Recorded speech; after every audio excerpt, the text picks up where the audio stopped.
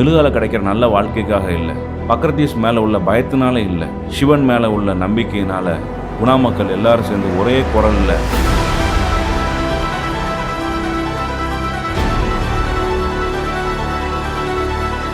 நீங்கள் இப்போ பார்த்துட்டு இருக்கிறது இம்மார்டல்ஸ் ஆஃப் மெழுகாவுடைய பார்ட் 2 வீடியோ. பார்ட் 1 வீடியோ பார்க்காதவங்களுக்கு இங்கே கார்டு தெரியும், இதை நீங்கள் கிளிக் பண்ணி பார்க்கலாம். இல்லைனா அந்த வீடியோட எண்ட்லேயும் லிங்க் கொடுத்துருக்கோம், அங்கேயும் போய் பாருங்கள். நான் let's get into the video. Guna மக்கள் அவங்க இருக்கிற இடத்த விட்டுட்டு மெழுகாவை நோக்கி பயணப்பட்டுக்கிட்டு இருக்காங்க. இப்போ குணா மக்களோட இடம் பக்ரதீஸ் கைகளுக்கு போயிடுச்சு. ஆனால் அது மட்டும் அவங்களுக்கு பத்தாது. பக்ரதீஸோட தலைவன் எக்கியாவுக்கு குணா மக்களையும் சிவனையும் அவன் கையாலே கொல்லணுன்ற வெறியோடு இருக்கான். இது சிவனுக்கும் நல்லா தெரியும்.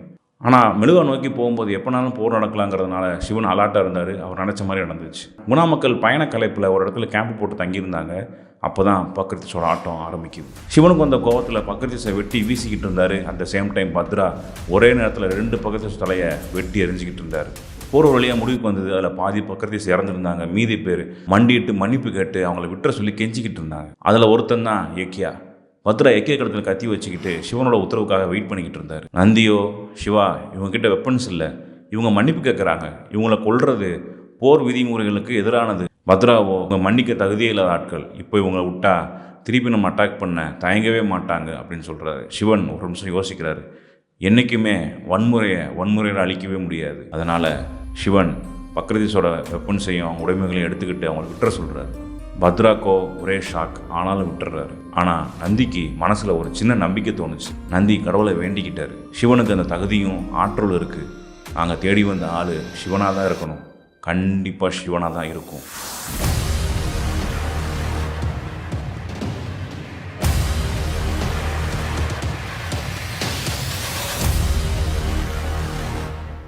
30 நாட்கள் பயணத்துக்கு அப்புறமா காஷ்மீரோட கேபிட்டலான ஸ்ரீநகரோட புறநகர் பகுதியை ரீச் பண்ணுறாங்க. அங்கே பச்சை பசேல்னு விரிஞ்சிருந்த நிலப்பரப்பும் பல கலர்ஸில் பூத்திருந்த பூவும் பறவைகளோட சத்தமும் குணா மக்களையும் சிவனையும் வெல்கம் பண்ணுற பாட்டு மாதிரி இருந்துச்சு. காஷ்மீரோட புறநகர் பகுதி இவ்வளோ அழகாக இருந்தால் காஷ்மீர் சிட்டி எவ்வளோ அழகாக இருக்கும்னு சொல்லி சிவன் ஆச்சரியப்பட்டு போனார். கொஞ்ச நேரத்தில் ஸ்ரீநகர் ரீச் பண்ணுறாங்க. அங்கே இருக்கிற மதில் சுவர்கள்லாம் சுமார் 4 மீட்டர் திக்னஸ் கொண்டு எதிரிகள் யாராலையும் அவ்வளோ சீக்கிரமாக உடச்சிக்கிட்டு உள்ளே வந்துட முடியாது. அந்த மொத்த நகரமும் தூய்மையும் ஒழுக்கமும் அமைதிக்கான அடையாளமுமா சிவனுக்கு தெரிஞ்சது. ஒரு வழியாக இமிகிரண்ட் கேம்பை ரீச் பண்ணுறாங்க. அங்கே நந்தி சிவனை கேம்ப் ஆஃபீஸுக்கு கூப்பிட்டு போகிறாரு. அங்கே கேம்ப் ஆஃபீஸர் சித்திரையாத் சிவனை வெல்கம் பண்ணி குணா மக்களோட வருகையை ரெஜிஸ்டர் பண்ண சொல்கிறாரு. சிவன் ரோட்டில் ஒரு விஷயத்தை நோட் பண்ணி நந்திட்ட கேட்குறாரு, ஏன் ரோட்டோட சென்டரில் மட்டும் வேறு கலரில் கல் பதிச்சிருக்கீங்கன்னு சொல்லி. சிவா அது வந்து வேஸ்ட் வாட்டர், கேம்ப்லேருந்து வேஸ்ட் வாட்டர் போகிறது ட்ரைனேஜ் சிஸ்டம் மாதிரி அப்படின்னு சொல்கிறார். அதை கேட்டு சிவன் ஆச்சரியப்பட்டு போனார். நீங்களாம் கேட்கலாம், சாதாரண ட்ரைனேஜ் தானே, இதுக்கு சிவன் ஆச்சரியப்படுறாருன்னு சொல்லி. கதையோட டைம்லைன் வந்து 2024 இல்லை, பலாயிரம் வருஷத்துக்கு முன்னாடி நடக்குது. அப்போவே இந்த சிஸ்டம்லாம் அவங்ககிட்ட இருந்திருந்ததுன்னா மெழுகா மக்களோட அறிவும் அறிவியலும் நாகரிகமும் எவ்வளோ பயங்கரங்கிறத நீங்கள் புரிஞ்சுக்கணும். இமிகிரண்ட் கேம்ப் பில்டிங் வந்து ஒரு 3 மாடி லக்ஸுரி அப்பார்ட்மெண்ட் மாதிரி, ஒரு ஃபேமிலிக்கு ஒரு அப்பார்ட்மெண்ட்டுன்னு ஒதுக்கிடுறாங்க. வெறும் மலைக்காட்டு பக்கம் இருந்துக்கிட்டு இந்த மாதிரி ஒரு இடத்துக்கு வருவோம்னு கனவுல கூட நினச்சிருக்க மாட்டாங்க குணா மக்கள். பத்ராக்கும் அவர் கூட வந்தவங்க அம்மாவுக்கும் ஒரே ஜாலி தான். கொஞ்ச நேரத்தில் இடம் பரபரப்பாகுது. ஒரு டாக்டரும் அவங்கள சுற்றி நிறைய நர்சஸும் வர்றாங்க.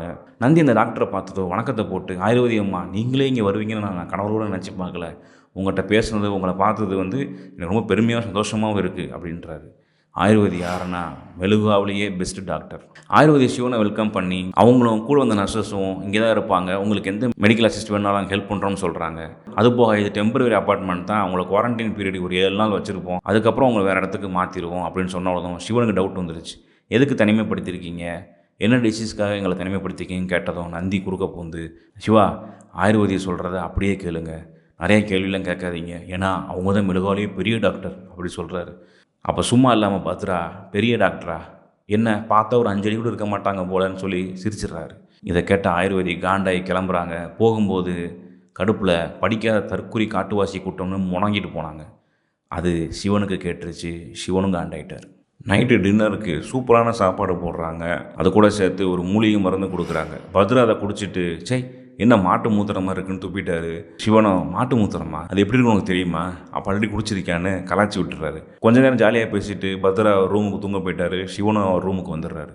இங்கு தான் மெழுகன்ஸோட மருந்து வேலையை காட்ட ஆரம்பிக்குது. பெட்டில் படுத்த சிவனுக்கு கொஞ்ச நேரத்தில் பயங்கரமாக ஸ்வெட் ஆகுது. அங்கே காற்று நல்லா ஜில்லுன்னு தான் வருது, ஆனாலும் பயங்கரமாக ஸ்வெட் ஆகுது. ரூமு பூரா அப்படியே சுற்றுற மாதிரி இருக்குது. குளிரில் உறைஞ்சி போனால் அவர் கால் கட்ட வரல நெருப்பு வச்சா எந்த மாதிரி இருக்குமோ அந்த மாதிரி எரிஞ்சிக்கிட்டு இருக்கு.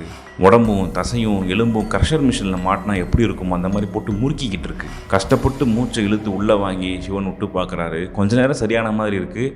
ஆனால் அகைன் அண்ட் அகைன் இந்த ப்ராசஸ் ரன் ஆகிக்கிட்டே இருக்குது. ஏனோ அவர் கழுத்து பயங்கரமாக குளிருது. எதுக்கு இப்படி கழுத்து இப்படி குளிருதுன்னு தெரியாமல் ஒரு துண்டு எடுத்து கழுத்தை கவர் பண்ணிக்கிட்டு இருக்காரு. அப்போ யாரோ கவர் தட்டுறாங்க. திறந்து பார்த்தா பத்ரா. ரொம்ப பதட்டமாக பேசுகிறாரு. சிவா, எங்கள் அம்மாவுக்கு உடம்பு நெருப்பாக கொதிக்குது, எனக்கு என்ன செய்யறதுன்னு தெரியலன்னு ரொம்ப பயந்து போயிருக்காரு. சிவன் பத்ராவோட நெத்தியை தொட்டு பார்த்தாரு. அவருக்கும் ஹை ஃபீவர்.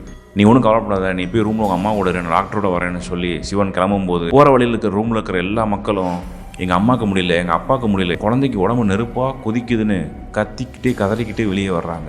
இதெல்லாம் பார்த்து பயந்து போன சிவன் டாக்டர் ஆயுர்வேதி ரூமை கதவை தட்டுறாரு. என் மக்களுக்குலாம் ஏதோ செய்து என்னாச்சுன்னு தெரியல, பயமாக இருக்கும், சீக்கிரம் வந்து என்னென்னு பாருங்கன்னு சொன்னதும் ஆயுர்வேதி உங்களுக்கு ஒன்றும் செய்யலையான்னு கேட்குறாங்க. இல்லைன்னு சொன்னதும் டவுட்டாக ஒரு மாதிரி பார்த்துட்டு சரி வாங்கன்னு நர்ஸை கூட்டிகிட்டு கிளம்பி போயிட்டாங்க. ஆயுர்வேதி டாக்டருக்கு இதெல்லாம் ஆல்ரெடி நடக்கும் தெரிஞ்ச மாதிரியே வெல் ப்ரிப்பேர்டாக இருந்தாங்க. ஸோ ஒவ்வொரு ரூமாக போய் ட்ரீட்மெண்ட் பார்க்க ஆரம்பிச்சிட்டாங்க. சிவன் பயங்கர பயத்தோடையும் டென்ஷனோட இருந்தார். ஏன்னா அவரோட மொத்த ஊரும் மொத்த ஃபேமிலியும் இங்கே போராடிக்கிட்டு இருக்காங்க. இவங்களுக்கு என்ன ஆச்சு ஏதாச்சுன்னு கேட்டதும் ஆயுர்வேதி, நாங்கள்லாம் மெழுகன்ஸ், அது ஒன்று போதும் உங்களெல்லாம் காப்பாற்றுறதுக்கு, ஸோ பேசாமல் இருங்கன்னு கொஞ்சம் திமிராகவே சொல்லுவாங்க. சிவன் நான் ஏதாச்சும் ஹெல்ப் பண்ணணுமான்னு கேட்டால் ஃபஸ்ட்டு போய் குளிங்கன்றாங்க. சிவன் குளிக்கிறதுக்கும் இங்கே குணா மக்கள் சரியாகிறதுக்கும் என்ன சம்மந்தம்? அதுதான் அவரும் கேட்டார். ஆயுர்வேதி உன்கிட்ட எல்லாத்தையும் சொல்லிட்டு இருக்க முடியாது, ஃபஸ்ட்டு போய் சொன்னதை சரி போய் குளி அப்படின்றாங்க. சிவனுக்கு கோவம் தலைக்கிறது. ஆனால் ஆயுர்வேதி ஒரு டாக்டர், ஒரு பொண்ணு, அதனால் கோவத்தை கட்டுப்படுத்திக்கிட்டார். ஆயுர்வேதியோ மெழுகாலே பெஸ்ட் டாக்டர். ஸோ அவங்க சொல்கிறதா எல்லாரும் கேட்டு பழகியிருப்பாங்க. ஆப்வியஸ்லி சிவனும் அவங்க சொல்கிறத கேட்டு நடக்கணும்னு எதிர்பார்ப்பாங்க. ஆனால் சிவன் ஒரு ட்ரைப், காட்டுவாசி, அவர்கிட்ட அதிகாரமாக சொன்னால் தான் வேலை நடக்காது. அதனால் ஆயுர்வேதி கொஞ்சம் நிதானமாக யோசித்து பொறுமையாக, சிவா உங்கள் உடம்புல இப்போ பூரா விஷம் இருக்குது, நீங்கள் குளிக்கலைன்னா அந்த விஷமே உங்களை கொண்டுடும், நீங்கள் இல்லைன்னா குணாமக்களை யார் பார்த்துப்பா, ஸோ அதனால் நான் சொல்கிறத கேளுங்க, இப்போ குளிங்க அப்படி சொன்னதும் சிவன் கொஞ்சம் பொறுமையாக யோசித்து குளிக்க போகிறாரு. தூங்கிட்டு இருந்த நந்தி எழுப்புன சித்திரையாது அது ஆரம்பிச்சிருச்சு. சீக்கிரம் வாங்கன்னு சொன்னதும் என்னையா சொல்கிற, அதுக்குள்ளேயுமா, வந்தன்னைக்கேவா அப்படின்னு பதட்டத்தோட சரி வா போகலான்னு நந்தி கிளம்பி வராரு. சிவன் குளிச்சு முடிச்சுட்டு வெளியே வராரு. ஏனோ தெரியல அவரோட உடம்பு முன்னை விட இப்போ ரொம்ப ஸ்ட்ராங்காக ஃபீல் ஆச்சு. குளிரில் கிராக் விழுந்து போன அவர் கட்ட விரல் இப்போது ரொம்ப தெளிவாக சரியாக இருந்தது. அவர் உடம்பே பயங்கர ஸ்ட்ராங்காக ஃபீல் ஆச்சு. ஆனால் ஏனோ அந்த கழுத்து மட்டும் இன்னும் குளிர்கிட்டே இருந்தது. அதனால் ஒரு துண்டு எடுத்து கவர் பண்ணிட்டு இருந்தார். ஆயுர்வேதி கடைசியாக சிவனை செக் பண்ணுறதுக்காக வந்தாங்க. செக் பண்ணிவிட்டு உங்களுக்கு ஒன்றும் இல்லை, உங்கள் மக்களுக்கும் ஒன்றும் இல்லை, ட்ரீட்மெண்ட் போய்கிட்டு இருக்கு, சீக்கிரமாக சரியாயிடுவாங்க, நீங்கள் ஒன்றும் கவலைப்படாதீங்கன்னு சொன்னதும் அப்போ தான் சிவனுக்கு நிம்மதியாகவே இருக்குது. அதுக்கப்புறம் நான் ஆர்கியூமெண்ட் பண்ணதுக்கு மன்னிச்சுக்குங்கன்னு அப்பாலஜைஸ் பண்ணுறாரு. ஆயுர்வேதியும் பெருசாக எடுத்துக்கல. அப்போ ஆயுர்வேதி கழுத்தில் இருக்கிற துண்டை நோட்டீஸ் பண்ணி எதுக்கு கழுத்தை கவர் பண்ணிக்கிங்கன்னு கேட்டதும் அது என்னன்னே தெரியல, கழுத்து மட்டும் இன்னும் குளிரிக்கிட்டே இருக்குன்னு துண்டை எடுத்து காட்டியிருக்காரு சிவன். துண்டெடுத்த அடுத்த செகண்டு அந்த கழுத்தை பார்த்து ஆயுர்வேதி கதறிக்கிட்டே போய் கதவுக்கிட்ட முட்டி போட்டு கையெடுத்து கும்பிட்டு, கடவுளே நீங்கள் வந்துட்டீங்க, எங்களை காப்பாற்ற வந்த நீலகண்டனே வந்துட்டீங்கன்னு கதறி அழுகிறாங்க. சிவனுக்கு ஒன்றும் புரியல. சத்தம் கேட்டு என்ன ஆச்சுன்னு உள்ளே வந்து பார்த்த நந்தி ஆயுர்வேதி கதறதை பார்த்து என்னன்னு கேட்டதும் அவங்க சிவனோட கழுத்தை காமிச்சிருக்காங்க. நந்தி சிவனை கழுத்தை பார்த்ததும் ரொம்ப நாளாக அடைச்சி வச்சுருந்த ஒரு மனுஷனை கூண்டை விட்டு கதவை திறந்து விட்டு இனிமேல் நீ ஃப்ரீயாக வெளியே போகலான்னு சொன்னால் எப்படி அவன் கதறி அழுவானோ அந்த மாதிரி கதறி அழுதுகிட்டு கடவுளே நீலகண்டனேன்னு சொல்லி அவர் காலிலே விழுந்துட்டார்.